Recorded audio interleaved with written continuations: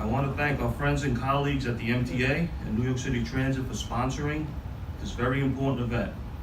Union and management, by its nature, means that we often fight, argue about issues of pay, discipline, safety, and much more. But when it comes to an event like this, an event meant to single out transit workers for their professionalism and longevity, we're always on the same page.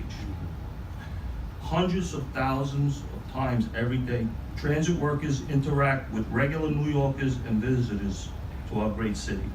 Sick passengers, a person on the tracks, dangerous riders, smoking conditions, flooding, breakdowns, you name it. Every time it is a transit worker who's the first in line of help and defense, the first to get things under control, the first to make that decision that could mean the difference between life and death. Every time, without fail, if asked about their heroics or quick thinking, they say it was no big deal, it was what I was trained for. Transit workers don't get a lot of credit for the jobs they do, but we do get a lot of blame for anything and everything that goes wrong. Single delays, yell at train crews, bad traffic, spit on a bus operator, politicians can't get it together on funding, blame workers, wages, and benefits. I don't think I ever heard our mayor say one good word about transit workers, despite the fact that basically the entire population of the city rides the buses and subways every day. That's why today's event is so important, to say thank you, not only to the great recipients here today, but to say thank you to all transit workers who do the tough jobs without thanks or praise that delivers this city's most vital public service. Vince Lombardi, a good Italian by the way, often talked about success. He said the price of success is hard work, dedication to the job at hand, and the determination that whether we win or lose, we have applied the best of ourselves to the task at hand. What better way to describe how transit workers succeed every day, making the operation of the most complicated mass transit system in the world look easy. Thank you.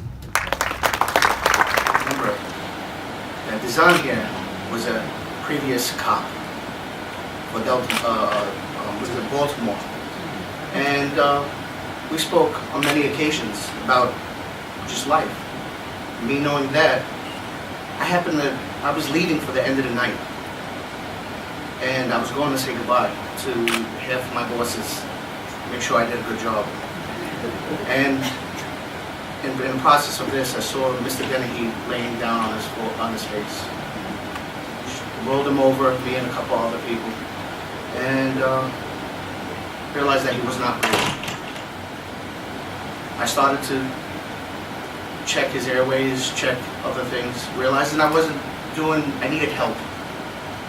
So no one saw, I heard his voice, Dizan's voice, before I was about to leave for the day. I just heard it. Something told me that he was still downstairs. I listened to my gut. He came up with no problem. He says, at first he thought I was joking, because we always joke around. I said, no, I'm not joking this time. I need your help. He followed me.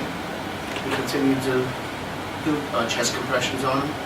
And EMS came to the scene, revived him.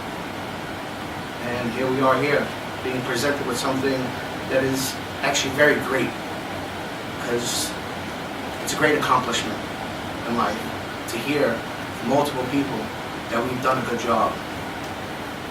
And I can honestly say, I've never felt so proud to be a New York City Transit worker.